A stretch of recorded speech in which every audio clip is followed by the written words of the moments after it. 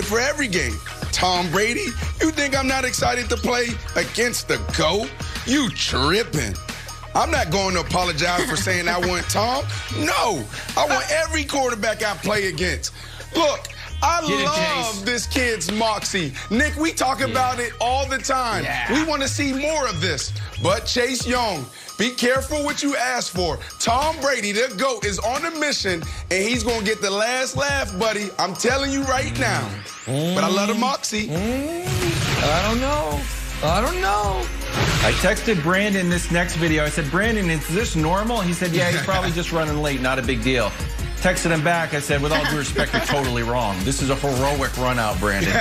I know a hero when I see one. It's John Wolford running out. Then there's another video, though. Goff is back. This is Goff and the Wolfman taking snaps together. So when I looked at the, I was like, what's the reaction to this? Because, you know, everyone's very excited in the comments. Here are a few of them. Let's go. I thought it was about Goff. Wolford is better, so this is good. It's all Seahawks fans in the comments super happy that Goff is practicing. Low-key, we want to bend up Goff over hot legs Wolford. So, look, Nick, we've talked about this. When the other team is happy with your decision, you're making the wrong decision. Granted, we need to boil that down a little bit. But the fact that Seahawks fans are so happy to see Goff practicing is bad news. The Wolfpack is going to howl. Start Wolford. Anything Wolf-related, Teen Wolf, loved it. I loved it. Love it so much. Hey, guys, you know I've been on the Cam bandwagon, the Cam wagon, coming into this season for a long time. You know that. The guy showed up, put his head down, put the work in, all my kind of favorite traits. I love those traits in an athlete. Then the guy goes out, and he has a truly terrible season. I mean, one of the worst seasons you can have. Which made me laugh when I read the following quote. He comes out yesterday and he says, if you're asking me if I want to be a backup, hell no.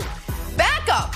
Buddy, I don't know if you're going to be a sixth stringer, an eighth stringer next season. I said, now how do I handle this? I was on the bandwagon. What do? I said, okay, I'm going to handle this the way I handle everything else in my life. My 5-year-old thinks she's Beyonce. She can't hold a tune. My 7-year-old thinks she's Brishnikov. She got 2 left feet. My wife thinks she can cook.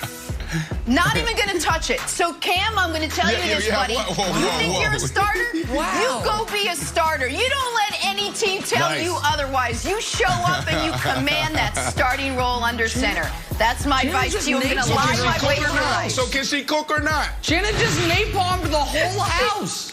She can't cook. My whole family got thrown under the bus. They're all there with you. The whole family got thrown under the bus.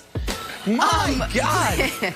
Just realized that. Hey, let's stay in the NFL. Playoffs getting underway this weekend. We're going to focus on Titans-Ravens. Good old-fashioned playoff rematch.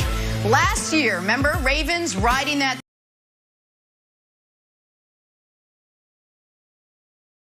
12-game win streak only to be steamrolled by Derrick Henry.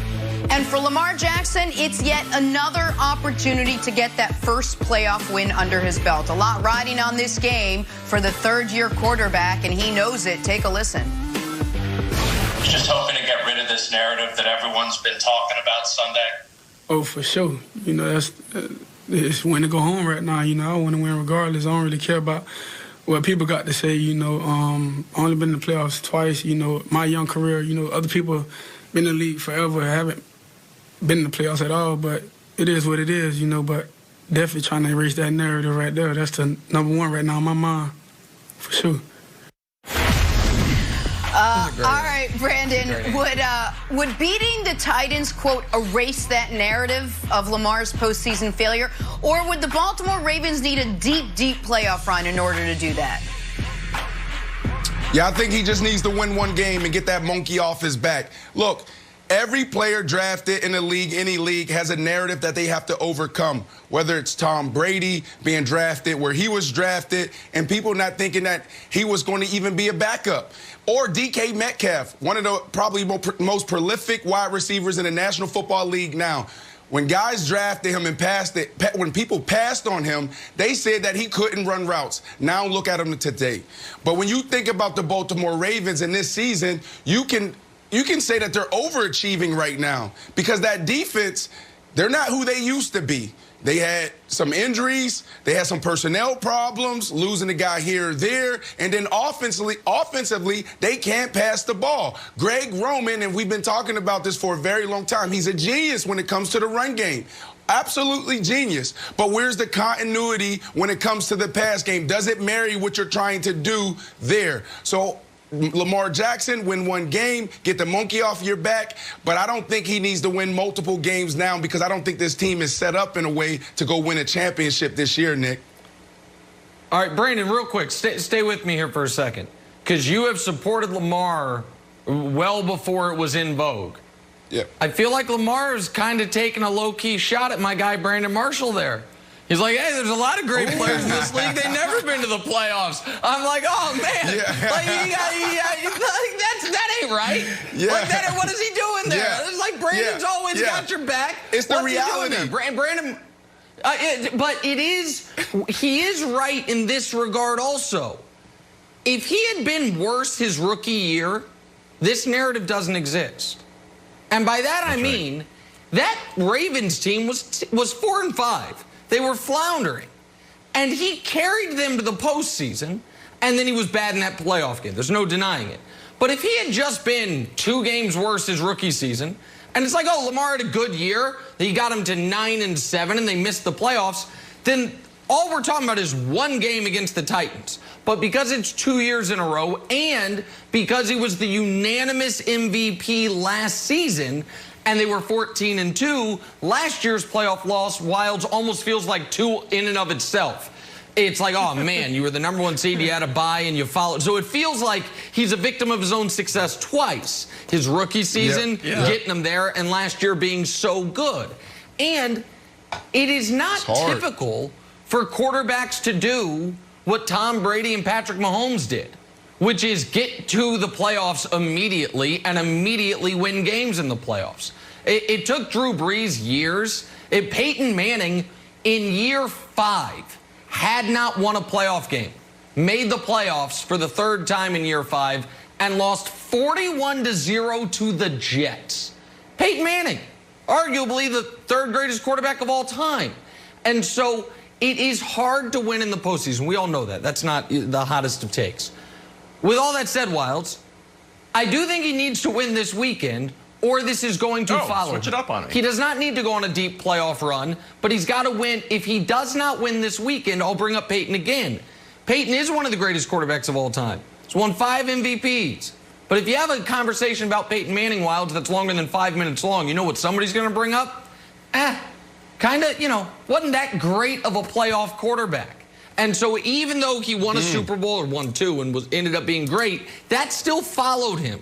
And I think legitimately. So I don't think Lamar needs to go deep into the postseason, but I think if they lose and he plays poorly, this is going to be the narrative, fairly or not, that continues to follow him moving forward. Sure. Before I get to Lamar, that your take on just because he was successful and got into the playoffs and failed shouldn't be held against him. That's like when you buy something on Amazon, you're about to put it in your cart, and it's like, oh, other people bought this as well. That's your take. The Lamar take, you're like, also, are you interested in LeBron's early playoff takes? Like, oh, also, yeah, I'll take that from Nick Wright. Perfect. So, similar take. LeBron never lost in the first round. I always buy the extra things. One in the first round. Such a sucker. I buy it all. All right, Peyton. 15 first-round exits, 15 times in the playoffs, first-round exits 9 times. And it's like, oh, has that haunted him, though?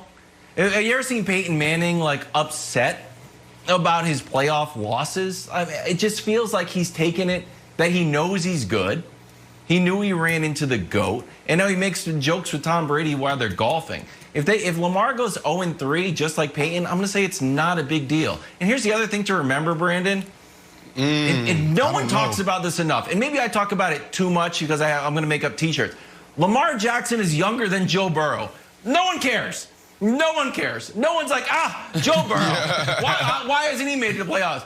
Lamar Jackson's younger than Joe Burrow. And he knows it. And he's kind of like, he made a little hint of it in the sound. But I feel like the media wants to create pressure.